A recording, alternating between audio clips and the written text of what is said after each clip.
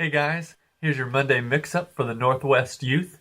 Couple of reminders. Next Sunday is the deadline to sign up for our Honduras mission trip. A $100 deposit is required for everyone who wants to go. Please make sure you get signed up by this Sunday so we can start making our plans for the summer. Also, don't forget about our Colorado adventure trip. If you need some information about that, please see me as soon as possible. So in class yesterday, we were looking at the second half of James chapter 2, and James kind of lays it on thick. He makes a claim that faith without deeds is dead, that it's useless.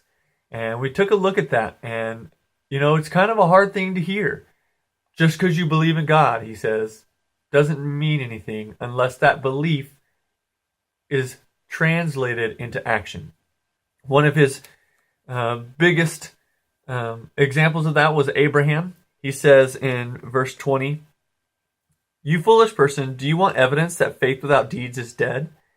Was not our father Abraham considered righteous by what he did when he offered his son Isaac on the altar?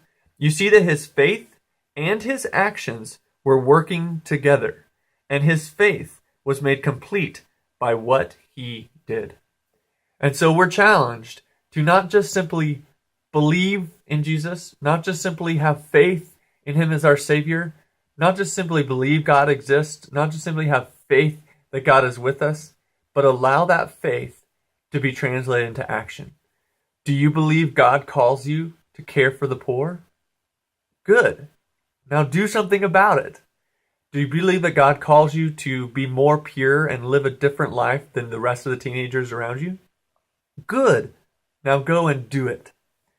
We also read in Ephesians chapter 5, Paul is writing a letter, and he gives some instructions, some really good instructions about how to live that I think is connected to what we talked about yesterday. Ephesians chapter 5, beginning in verse 15 says, "Be careful then how you live, not as unwise, but as wise, making the most of every opportunity, because the days are evil. Therefore do not be foolish, but understand what the Lord's will is." When you think about that, living as wise and not unwise, that can be difficult sometimes. And sometimes we like to talk ourselves out of what we know is the right thing to do. But Paul here is saying, understand what the Lord's will is. In other words, you know what it is, but face up to it. Don't talk yourself out of doing the things you know God is calling you to do, and stop talking yourself into doing the things you know God doesn't want you to do. Be wise. If you simply go with the flow of the current today, Paul says the days are evil. And so that flow is going to lead you to places you don't want to be. But if you will think every decision, what is the wise thing for me to do? And consider what God's will is, you'll find yourself in a good place.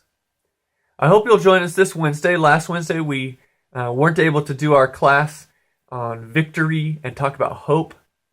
But I hope that you can join us this Wednesday. And we'll be on our new couches. If you haven't been here to sit on those, they're nice and comfy.